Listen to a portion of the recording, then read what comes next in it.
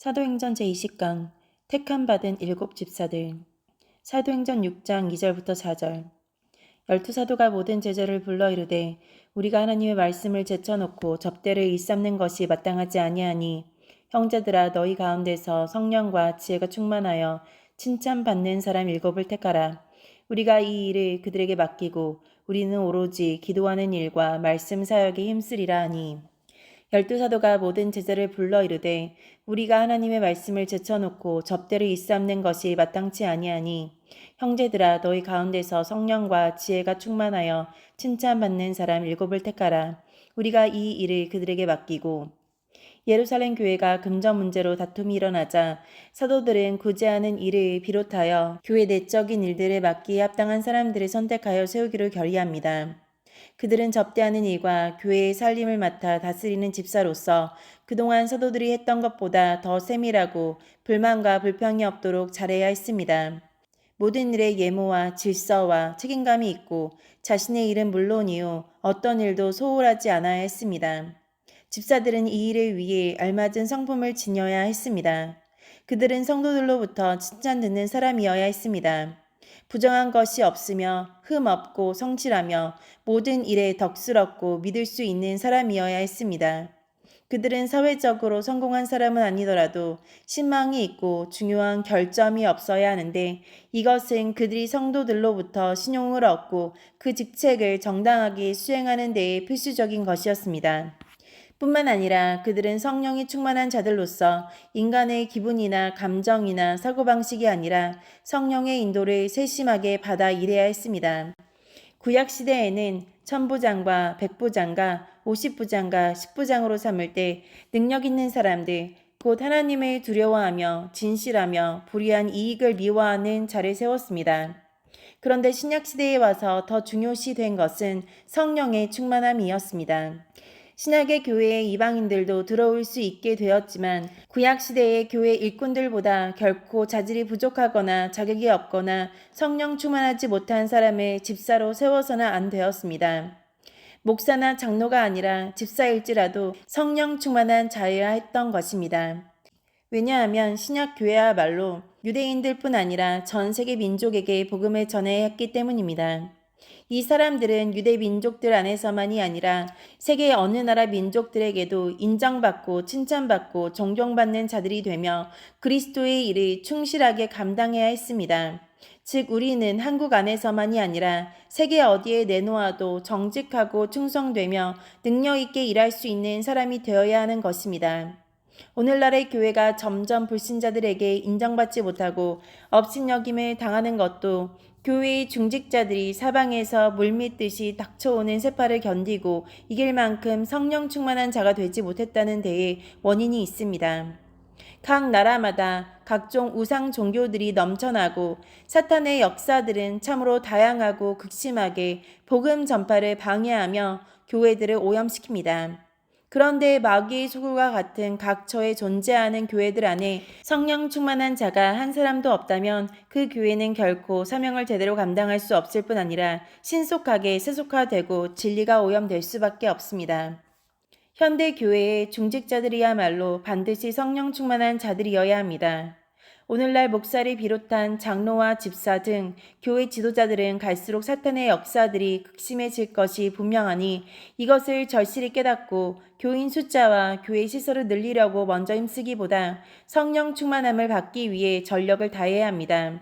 또한 자라나는 청소년들과 젊은이들이 일찍이 성령 충만에 눈을 뜨게 하여 어려서부터 성령 충만 받기 위한 준비를 철저히 하도록 계획을 세우고 목회를 해야 합니다. 강조하건대 성령 충만한 한 사람이 그렇지 않은 자 100명, 1000명보다 더 큰 열매를 맺을 수 있습니다. 최초로 성령 충만 받은 120명이 전 세계에 그리스도의 교회를 세웠다는 것을 기억해야 합니다.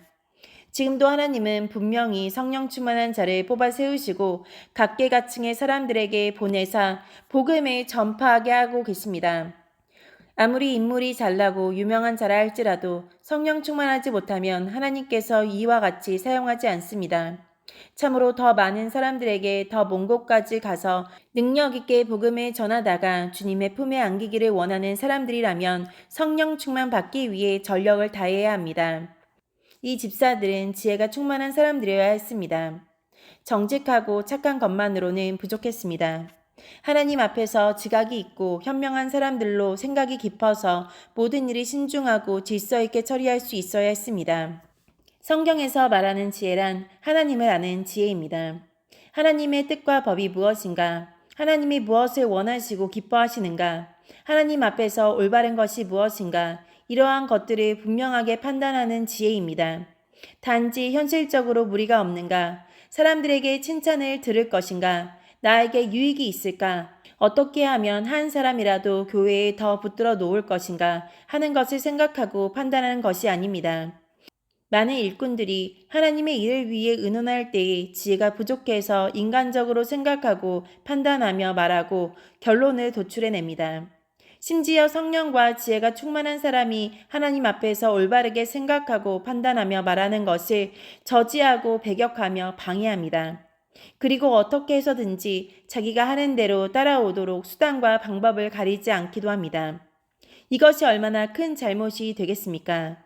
많은 사람들이 자기도 하나님의 일을 한다고 하면서 오히려 방해하고 하나님 앞에 큰 죄를 너무나 자주 저지르고 있습니다. 이들은 영적으로 깨어있지 못하고 성령 충만하지 못한 사람들입니다. 노회나 총회에서 일이 정당하게 처리되지 못하고 다투고 팔을 이루고 선을 악이라 하고 악을 선이라고 하는 모든 일들이 바로 이런 것에서 비롯되는 것입니다. 노회나 총회도 교인 수가 많은 교회의 목사와 장로가 아니라 성령과 지혜가 충만한 사람들이 주도해야 합니다. 그것이 되지 않으면 하나님의 뜻과 상관없이 움직이는 집단으로 전락할 수밖에 없습니다. 물론 하나님은 성령과 지혜가 충만하지 않은 자들도 사용하십니다. 그러나 이러한 자들이 교회나 노회나 총회를 대표하는 자리에 서게 되면 그 결과는 심각하게 됩니다. 그러므로 먼저 각 교회 지도자들이 지혜와 성령의 충만함을 받아야 하며 이러한 자들이 노회나 총회에서 책임을 맡고 일할 수 있도록 해야 합니다. 이제부터라도 이것이 정착되어지도록 우선 목사들이 이것을 명심하고 전력을 다해야 합니다. 만약 오늘날의 목사들이 이것을 소홀히 하거나 실패하면 결코 하나님께 칭찬 들을 수 없으며 오히려 큰 책망과 징벌을 면치 못할 것입니다. 한국 교회는 100여 년의 역사 속에서 급성장을 했고 동네마다 수많은 교회들이 세워지는 놀라운 은총을 누리고 있습니다. 이것은 분명히 이 한국 교회에 전 세계를 위한 특별한 사명이 주어졌음을 의미하기도 합니다.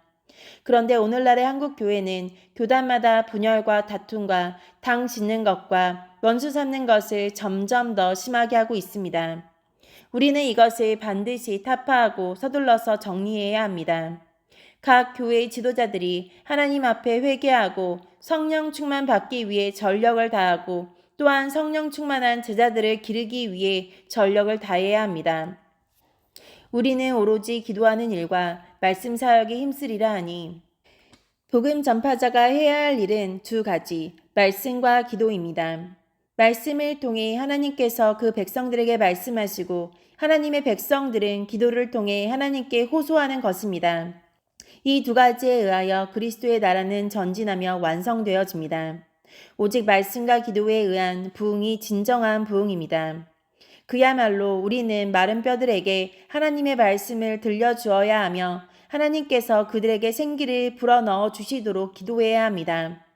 복음 전파자들은 자신이 먼저 말씀을 읽고 묵상하고 기도하는 일에 전념해야 합니다. 그들은 말씀을 전함으로써 사람들에게는 하나님의 대언자가 되어야 하며 기도함으로써 하나님께 대한 성도들의 대언자가 되어야 합니다. 죄인들이 예수 그리스도를 믿고 회개하도록 하고 성도들을 양육하여 온갖 환난에서 하나님의 특별한 위로를 받게 하기 위해 전력으로 기도해야 합니다. 이렇게 말씀을 세심하게 가르치는 일과 또한 성도들을 위해 세심하게 기도하는 것만 제대로 하려 해도 복음 전파자들은 다른 것에 시간을 쓰고 돌아다닐 여력이 없을 것입니다. 복음 전파자들은 누구보다도 사탄의 공격 대상이 됩니다. 더 많은 사람들에게 더 먼 데까지 가서 복음을 전하려 할수록, 또한 사람들을 보다 세밀하게 훈련하고 양육하려 할수록 거세게 사탄의 도전을 받게 됩니다. 그러므로 누구보다도 지치고 고달프고 핍박당하고 손해보고 배반당하는 일들이 많아지게 됩니다. 그런데 복음 전파자도 역시 인간이기 때문에 이런 것들로 인해 지치고 심란해지며 낙심하며 말할 수 없는 고통을 느끼게 됩니다. 그런데 이것이 해결하기 위하여 사람에게서 위안을 찾거나 시상적인 방법을 동원하는 것은 시간과 물질을 낭비하고 영육을 더 고달프게 할 뿐입니다. 우리 하나님의 사람들은 날마다 순간마다 우선 말씀을 읽고 묵상함을 통하여 성령께서 주시는 위로를 받고 새 힘을 얻고 상처가 싸매어지고 의욕과 소망이 넘쳐나고 용서할 마음을 가져야 합니다. 또한 하나님의 약속을 다시금 확인하고 은혜와 진리가 더욱 충만해져야 합니다. 뿐만 아니라 기도로 내 모든 사정을 하나님께 아뢰므로써 속 시원하게 호소하고 울더라도 하나님 앞에서 울어야 합니다. 그렇게 함으로 내 영혼이 치료되고 평안해지고 여유를 찾아야 합니다.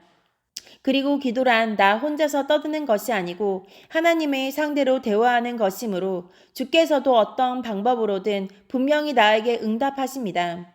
기도 중에 어두웠던 내 심령이 밝아지고 성령께서 위로를 주시고 감사한 마음이 생겨나고 기쁨과 의욕이 솟아납니다. 누구를 원망하기 전에 나 자신의 죄를 회개함으로써 내 죄를 씻어내고 병든 부분이 고쳐지고 부족함이 채워집니다. 한 걸음 더 나아가서 주께서 좀 더 가까이 해주시는 은총을 받은 자라면 하나님은 그때그때마다 구체적으로 무엇을 해야 할지 말아야 할지 말씀해 주시며, 사랑하는 자야, 내가 너를 사랑한다. 내가 너와 함께하니 두려워하지 말고 근심하지 말라. 또는 내가 너에게 이런저런 복을 주리라 하고 말씀해 주십니다. 하나님의 사람들은 이렇게 말씀과 기도로서 모든 문제를 해결해 나가야 합니다. 그렇지 않으면 점점 더 극심하게 다가오는 사탄의 도전을 견디거나 이겨낼 수 없으며 변함없이 충성할 수가 없습니다. 더욱이 중단 없이 더 많은 사람들에게 더 멀리 가서 복음 전하는 일을 할 수가 없습니다. 많은 주의 종들이 사랑과 돈을 의지하려고 합니다.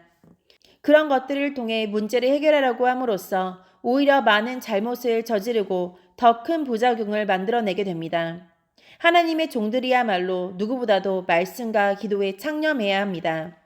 먼저 자신이 말씀과 기도로서 위로받고 치료되고 새로워지며 더욱더 무장하고 큰 능력을 힘입고 하나님의 세심한 인도를 받음으로써 든든히 서고 전적으로 하나님의 손에 붙잡힌 바 되어 일하는 사람의 모습을 보여줘야 합니다.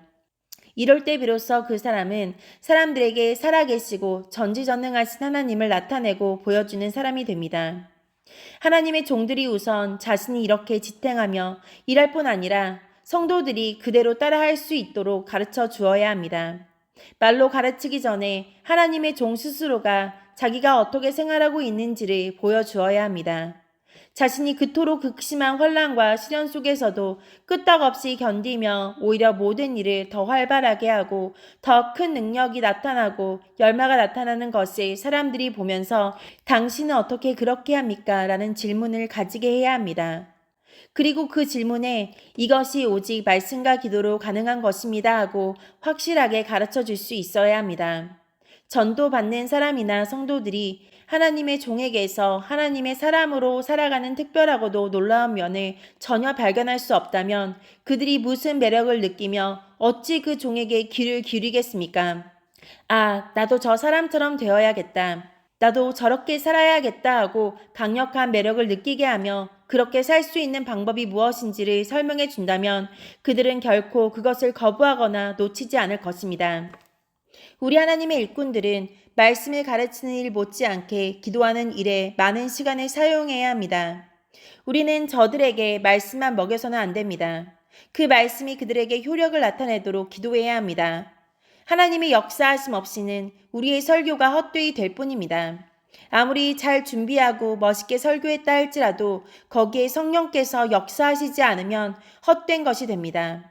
아무리 완악하고 무지한 자라 할지라도 우리가 그 영혼을 위해 간절히 기도하며 말씀을 증거할 때에 성령께서 역사하셔서 전혀 변화가 있을 것 같지 않은 사람에게도 반드시 확실한 변화가 나타나게 됩니다. 사도들에게 큰 능력이 주어졌으나 그들은 결코 기도 없이 일하지 않았습니다. 그들은 말씀을 전하는 일 못지않게 기도하는 일에 전력을 다했습니다. 그들이 받은 능력이 그들의 기도에 의해 확실한 효과를 나타낸 것입니다. 은사도 없는 사람이 기도조차 하지 않는다면 그는 아무것도 할 수 없습니다. 은사가 주어졌을지라도 간절히 기도하지 않는 사람도 별다른 결과를 기대할 수가 없습니다. 또한 기도가 없는 은사는 잘못 행사되기가 쉽습니다. 그러므로 전도자들과 목회자들은 말씀을 연구하고 가르치는 일과 기도하는 일에 전심전력해야 합니다. 바로 그런 사람에게 주님께서 세상 끝날까지 함께 하신다고 약속하신 것입니다.